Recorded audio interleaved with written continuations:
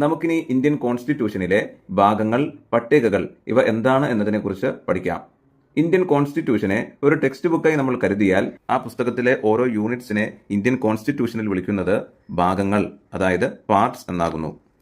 ഇനി ഇതേ ടെക്സ്റ്റ് ബുക്കിന്റെ അവസാന ഭാഗങ്ങളിൽ അപ്പൻഡിക്സ് എന്ന തലക്കെട്ടിൽ നിന്നുകൊണ്ട് കൊടുത്തിട്ടുള്ള എക്സ്ട്രാ ഇൻഫർമേഷൻസിനെയാണ് നമ്മൾ ഇന്ത്യൻ കോൺസ്റ്റിറ്റ്യൂഷനിൽ പട്ടിക അല്ലെങ്കിൽ സ്കെഡ്യൂൾസ് എന്ന ടേമിൽ വിളിക്കുന്നത്.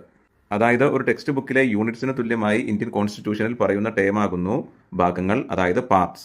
അതുപോലെ ഒരു ടെക്സ്റ്റ് ബുക്കിലെ അപ്പൻഡിക്സ് എന്നുള്ള ഹെഡിങ്ങിന് തുല്യമായി ഇന്ത്യൻ ഭരണഘടനയിൽ ഉപയോഗിക്കുന്ന ടേമാകുന്നു പട്ടികകൾ, അതായത് സ്കെഡ്യൂൾസ് എന്നുള്ളത്. ഒരു ടെക്സ്റ്റ് ബുക്കിന്റെ അവസാന ഭാഗങ്ങളിൽ അപ്പൻഡിക്സ്, അതായത് അനുബന്ധം ഉൾപ്പെടുത്തിയിരിക്കുന്നത് എപ്രകാരമാണോ അതേ രീതിയിൽ തന്നെയാണ് ഇന്ത്യൻ കോൺസ്റ്റിറ്റ്യൂഷനിൽ പട്ടികകൾ, അതായത് സ്കെഡ്യൂൾസ് ഉൾക്കൊള്ളിച്ചിരിക്കുന്നതും. ഇന്ത്യൻ ഭരണഘടന നിലവിൽ വരുന്ന സമയത്ത് ഇന്ത്യയുടെ ഭരണഘടനയിൽ, അതായത് ഇന്ത്യയുടെ കോൺസ്റ്റിറ്റ്യൂഷനിൽ 22 ഭാഗങ്ങളും 395 ആർട്ടിക്കിൾസും 8 പട്ടികകളുമാണ് ഉണ്ടായിരുന്നത്. എന്നാൽ നിലവിലെ ഇന്ത്യൻ ഭരണഘടനയിൽ 25 ഭാഗങ്ങളും 475 ആർട്ടിക്കിൾസും 12 പട്ടികകളും ഉണ്ട്. ഇതിൽ നമ്മളോട് എക്സാമിന് സാധാരണയായിട്ട് ചോദിക്കാറുള്ളത് ഇന്ത്യൻ ഭരണഘടന നിലവിൽ വരുന്ന സമയത്ത് ഇന്ത്യയുടെ കോൺസ്റ്റിറ്റ്യൂഷനിൽ, അതായത് ഇന്ത്യയുടെ ഭരണഘടനയിൽ എത്ര ഭാഗങ്ങളും എത്ര ആർട്ടിക്കിൾസും എത്ര പട്ടികകളും ഉണ്ടായിരുന്നു എന്നുള്ളതാണ്.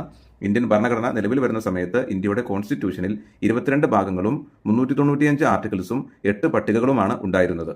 ഈ പറയുന്ന ആർട്ടിക്കിൾസ്, അതായത് അനുച്ഛേദങ്ങൾ, ഓരോ ഭാഗങ്ങൾക്കും ആപ്റ്റായ രീതിയിൽ ഓരോ ഭാഗങ്ങൾക്കും കീഴിലായി കൃത്യമായി അറേഞ്ച് ചെയ്തിരിക്കുന്നു. ഇന്ത്യൻ ഭരണഘടനാ നിർമ്മാണ സഭയിൽ അംഗീകരിക്കുന്ന വർഷം 1949 നവംബർ 26 ഈ നവംബർ 26 നിയമദിനമായി നമ്മൾ ആചരിക്കുന്നത്. അതുപോലെ ഇന്ത്യൻ ഭരണഘടന ഔദ്യോഗികമായി നിലവിൽ വന്ന വർഷം 1950 ജനുവരി 26 ഈ ജനുവരി 26 നമ്മൾ റിപ്പബ്ലിക് ഡേ ആയി ആഘോഷിക്കുന്നത്. Okay, the Indian constitution was adopted by the constituent assembly on November 26, 1949. It came into effect officially on January 26, 1950.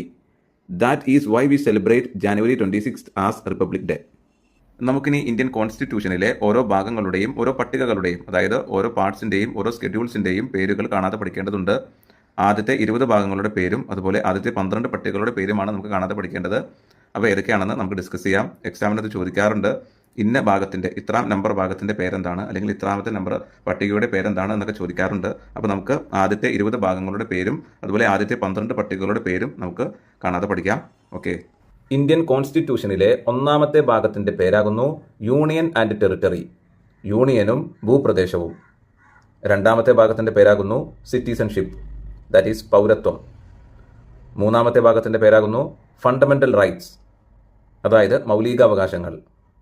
4 directive principles of state policy, അതായത് മാർഗനിർദ്ദേശക തത്വങ്ങൾ. 4 കഴിഞ്ഞാൽ 4A ആകുന്നു. ഭാഗം 4A പേരാകുന്നു ഫണ്ടമെന്റൽ ഡ്യൂട്ടീസ്, ദാറ്റ് ഈസ് മൗലിക കർത്തവ്യങ്ങൾ. 5 യൂണിയൻ, 6 സ്റ്റേറ്റ്സ്. 6 കഴിഞ്ഞാൽ പിന്നെ നമുക്ക് പഠിക്കാനുള്ളത് 8ാമത്തേതാണ്. ഭാഗം 8ന്റെ പേരാകുന്നു യൂണിയൻ ടെറിട്ടറീസ്. ഭാഗം 9 പഞ്ചായത്ത്. ഭാഗം 9 കഴിഞ്ഞാൽ ഭാഗം 9A ആണ്. 9A പേരാകുന്നു municipalities. 9A കഴിഞ്ഞാൽ 9B ആണ്, that is cooperative societies. 9B കഴിഞ്ഞാൽ 10 ആണ്. ഭാഗം 10ന്റെ പേരാകുന്നു scheduled tribe areas. Then 11 relations between union and the states. 11 കഴിഞ്ഞാൽ പിന്നെ നമുക്ക് പഠിക്കാനുള്ളത് 14 ആണ്. ഭാഗം 14ന്റെ പേരാകുന്നു services under the union and the states. 14 കഴിഞ്ഞാൽ 14A ആണ്, ദാറ്റ് ഈസ് ട്രിബ്യൂണൽസ്. അതിനുശേഷം 15 election, 16 official language, 18 emergency provision. അതിനുശേഷം പഠിക്കാനുള്ളത് 20 ആണ്, ദാറ്റ് ഈസ് അമെൻമെന്റ്.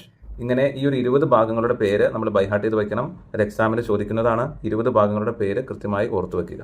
ഇനി നമുക്ക് 12 സ്കെഡ്യൂൾസിന്റെ, അതായത് 12 പട്ടികകളുടെ പേര് പഠിക്കാം. അതിൽ ഒന്നാമത്തേതാകുന്നു territories and states. 2 emoluments. 3 affirmation and oath. 4 Rajya Sabha seat allocation. 5 scheduled areas.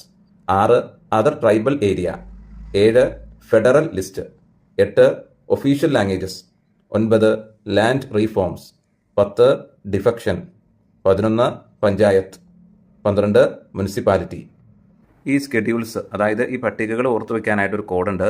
That is tears of old PM. അങ്ങനെ ഓർത്താൽ മതി. Tears of old PM. T territories and states. E emoluments. A affirmation and oath. R Rajya Sabha seat allocation. S scheduled areas. O other tribal area. F federal list. O official languages. L. Land reforms. D. Defection.